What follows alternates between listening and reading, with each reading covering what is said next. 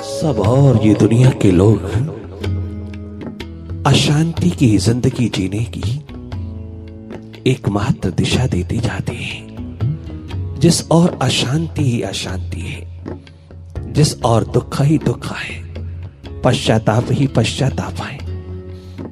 भले वो आज कितने भी सुंदर सपने लगते हैं, कितने प्यारे प्यारे सपने लगते हैं, भले वो आज कितना भी आकर्षण रखता है, परंतु परिणाम स्वरूप में अंततः पश्चाताप के बादल हैं, मंडराए चले जाते हैं। हर पल हर घड़ी एक पश्चाताप चारों ओर अपना अंधेरा लिए खड़ा है। जब हाथ से सब छूटता, सब खो जाता, ऊर्जा एनर्जी नहीं रहती, सब और से तो खाली होता चला जाता है। एक पश्चाताप तेरे भीतर कूदता हुआ तुझको खाए चला जाता है। ये दिशा है संसार की। सब जग वाले तुझको उस दिशा की ओर देखना चाहते हैं जहां अंधेरा ही अंधेरा है, अशांति ही अशांति है, पश्चाताप ही पश्चाताप है। उस और तेरे कदम उठे तो दुनिया खुश होती है, परंतु उसके विपरीत अगर सही दिशा की ओर तेरे कदम उठे, अपनी दिशा 11वीं दिशा की ओर तेरी आंख उठे तो ये दुनिया सहन नहीं करती। पदार्थ के जगत में तो कितना भी चला जाए सहनीय है, किंतु परमात्मा की दिशा में तो एक कदम भी उठाए तो असहनीय हो जाता है। इन जग वालों के लिए वही एकमात्र असहनीय है। उस और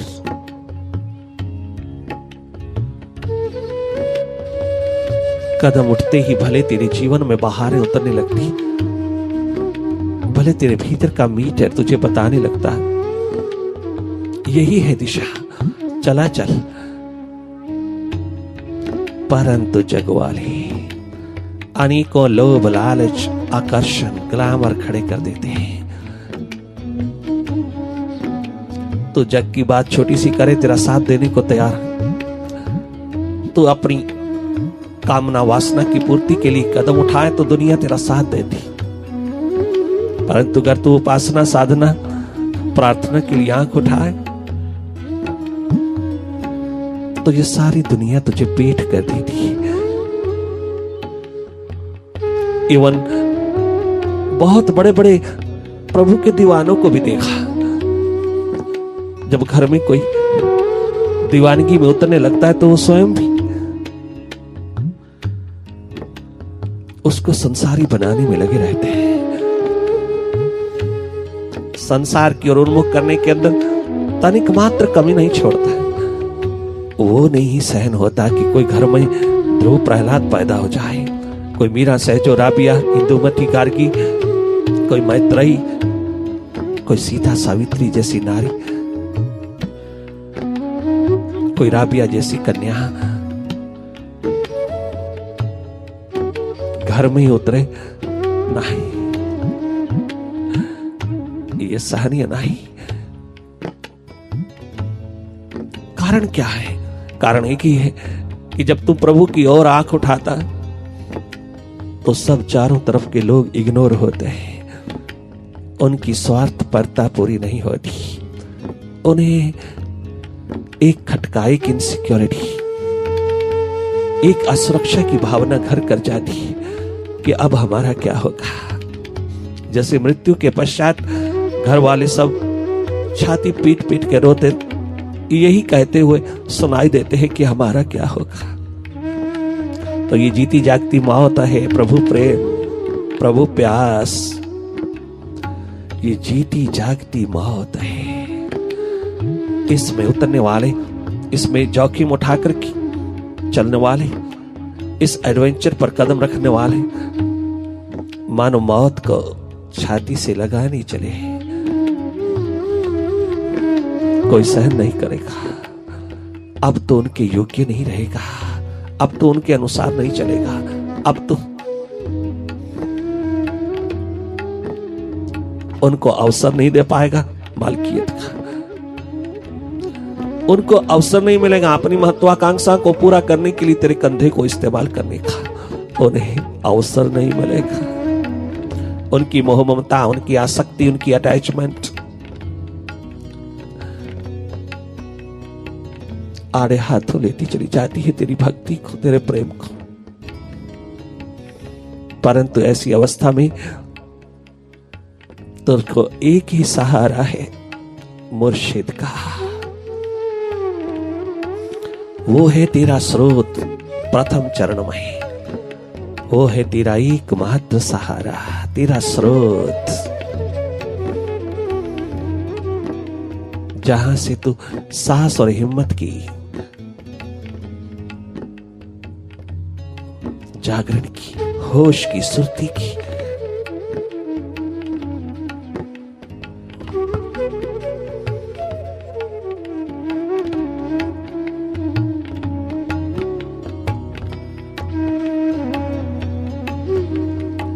पावन पवित्र बहती धारा उपलब्ध होती चली जाती है, तो उस ओर खींचता चला जाता है जहां तुझको अपने अनुकूल वातावरण, अपने भीतर की राहों पर उतरने का साहस, हिम्मत, एडवेंचर जुटता चला जाता है। उसके साथ तो अज्ञात की यात्रा पर अपनी नौका खोलने को तैयार हो जाता है।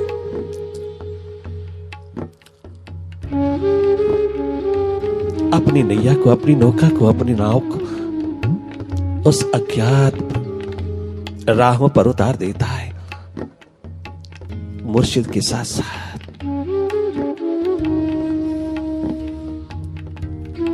जहां जिस प्यास में कोई एक्सपेक्टेशन नहीं रह जाती, कब मिलेगा, क्यों मिलेगा, कैसे मिलेगा,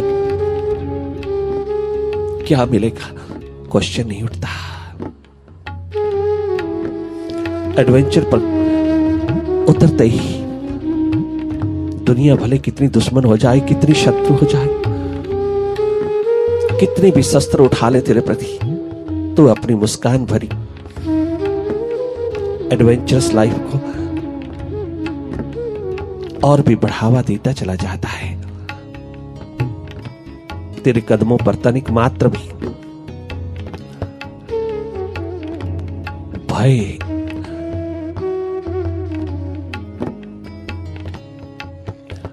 अहंकार, अभिमान, अस्मिता, आलस्य, भय इत्यादि कोई भी अंधेरा नहीं उतर सकता। तेरे हर कदम प्रकाश को चूमता हुआ उस अज्ञात की यात्रा पर बढ़ता चला जाता है। ये जीवन नौका मुर्शिद का हाथ देकर के चल देता है तो अज्ञात की राह पर कदम उठाने वाले को क्या एक्सपेक्टेशन हो सकती है? वो तो केवल एक प्यासा दीवाना ही उठा सकता है, दूसरा कहां? दूसरे के पास तो बहुत बहानेबाजियां हैं, बहुत बहुत चालाकियां और चतुराइयां हैं, बहुत बहुत बातें करने को है, बड़ी बुद्धि है, बड़ा दिमाग है, बड़ा मन का चतुराई, चालाकी, चालबाजियों का घर है। उसके पास तो बहुत कुछ है, वो कदम कहां उठा पाएगा? वो जंप कहां, कैसे कैसे लगा सकेगा? केशव चंद्र सेन जैसा महान विद्वान एक अनपढ़ अपढ़ गंवार गांव का छोरा रामकृष्ण जो परमहंस हो गए, उसके द्वार पर दुनिया का माना हुआ लर्नड पर्सन, दुनिया का माना हुआ दार्शनिक, फिलोसोफर, थिंकर, लॉजिशियन, तार्किक अपना सब कुछ लुटाए बैठा है। उस अपढ़ इलिटरेट 2 जमात फेल उस दीवाने के द्वार पर आज दुनिया का माना हुआ सुप्रसिद्ध विद्वान अपने आप को कितना अज्ञानी, इग्नोरेंट पाता है। उसके दर्पण में देखते ही वो अपने आप को कितना भद्दा नजर आता है।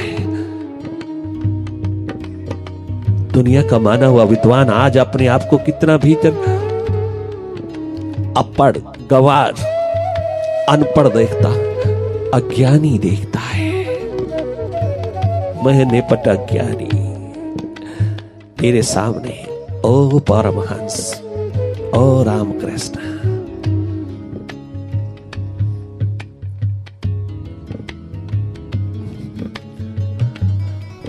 और तुम प्यासे दीवानों को पढ़ाने चले,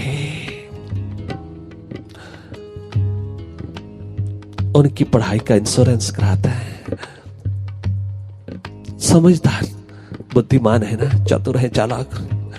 कहते हम तो पढ़ा नहीं, कम से कम बच्चे तो पढ़ जाएं। बहुत अच्छा सोचा, किंतु बच्चों की प्यास को ना दबाना। अगर उन्हें प्यास है प्रभु की, अगर उन्हें प्यास है अपने प्रीतम साहिबा तक पहुंचने की, अगर उन्हें प्यास है ध्रुव प्रहलाद जैसी, नरेंद्र जैसी, विवेकानंद जैसी, अगर उनके भीतर प्यास है मीरा सहजो राबिया जैसी, अगर उनके भीतर प्यास उठी है, दर्द उठा, एक प्रेम उठा है, प्रेम जगा उस मालिक के लिए, प्रभु के लिए, उस निष्कपट निर्दोष हृदयों पर एक वीणा गूंजी है विरह की, उसको दबाने की कोशिश न करना, वरना महापाप हो जाएगा।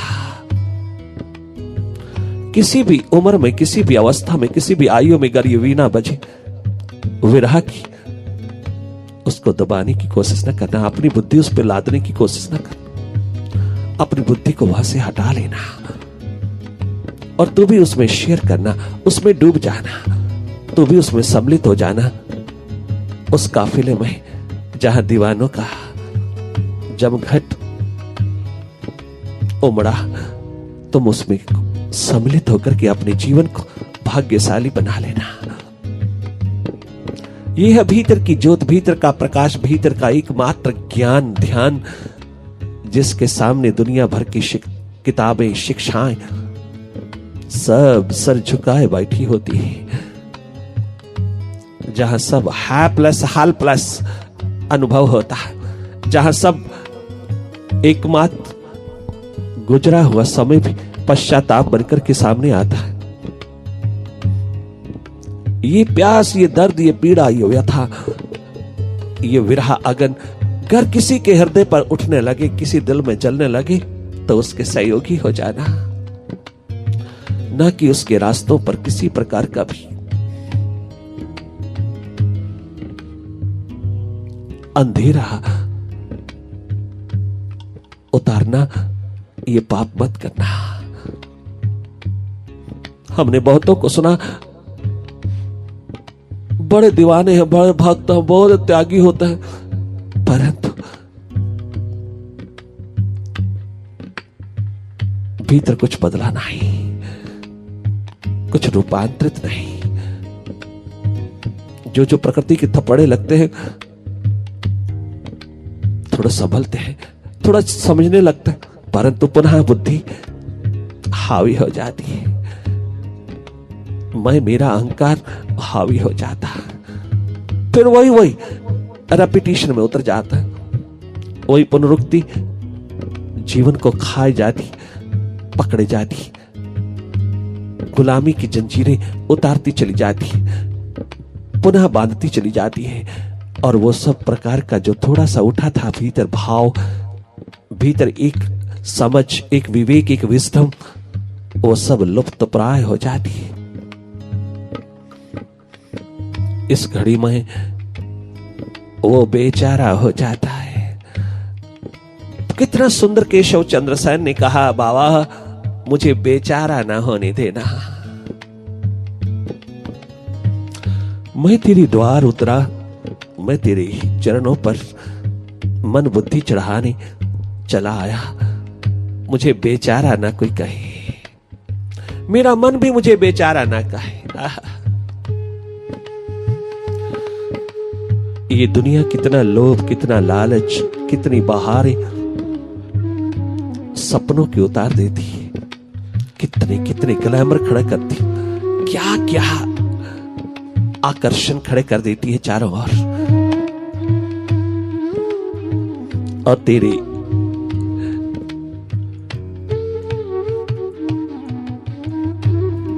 सुलगते हुए शोलों को गलत दिशा दे बैठती है, अपनी अनुसार चलाना चाहती है ये दुनिया तुझे। ओ दीवानी, संभल के रहना।